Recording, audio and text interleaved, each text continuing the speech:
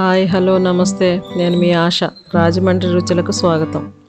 ఈరోజు మనం చేయబోయే వంట కానాగంతలు.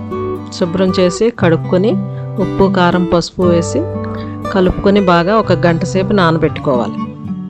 నానిన తర్వాత కొంచెం ఉల్లిపాయలు 2 ఉల్లిపాయలు సన్నగా కట్ చేసుకుని నూనెలో వేసి కొంచెం కరివేపాకు వేసి కొద్దిగా సాల్ట్ వేసి వేయించుకోవాలి. జస్ట్ కొంచెం గోల్డెన్ బ్రౌన్ అవుతున్నాయి అనగా ఉల్లిపాయ ఉడికితే చాలు, బాగా ఎగక్కర్లేదు. ఉల్లిపాయ ఉడికింది అన్నప్పుడు సాల్ట్ వేసుకుంటే త్వరగా మగ్గిపోతాయండి ఉల్లిపాయలు.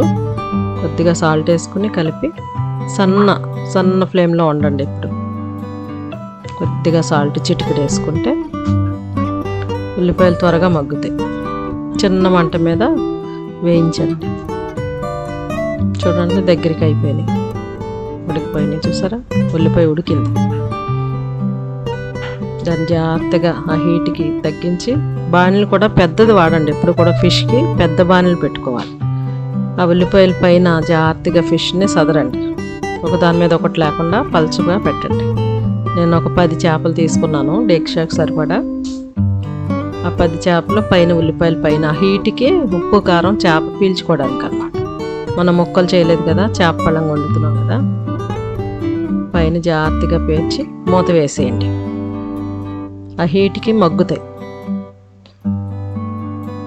చూసారా, దగ్గరికి అయింది. తీసుకుంది, చేప కలర్ మారింది కదా. జాగ్రత్తగా తిరగేయండి. జాగ్రత్తగా ఇరగకుండా వెంటనే ఉడికిపోతాయండి. చాలా స్మూత్గా ఉంటుంది చేప. ఎక్కువ ఉడికించక్కర్లేదు. దీంట్లో చింతపండు కానీ ఏం అక్కర్లేదు, జస్ట్ ఇగురు. కానాగంతలండి, ఒక్కటే ముళ్ళు ఉంటుంది. తినడానికి ఈజీగా ఉంటుంది. కూర కూడా చాలా టేస్టీగా ఉంటుంది. కేవలం రైస్కే తినాలి ఇది. కొంచెం వాటర్ పోసుకోండి, కొంచెం 1 కప్పు వాటర్ చాలు.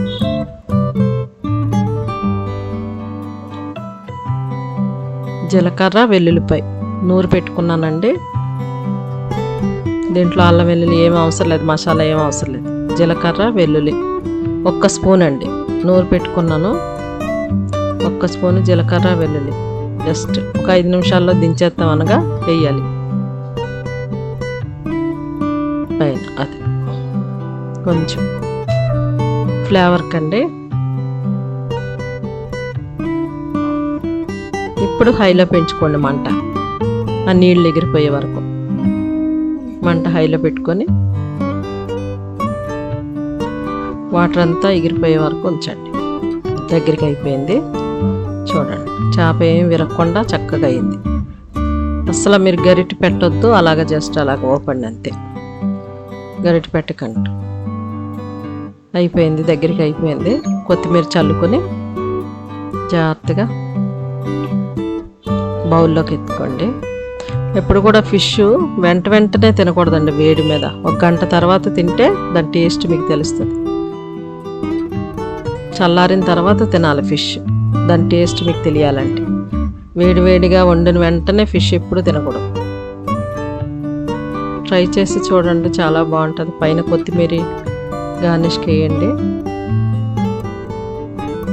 కొంచెం కొత్తిమీర అలాగే వేసుకొని కనీసం ఒక 1/2 అవర్ అయినా అలా ఉంచేసి మీరు రైస్లోకి తింటే చాలా చాలా బాగుంటుంది. ట్రై చేయండి, టేస్ట్ చేయండి. Thank you.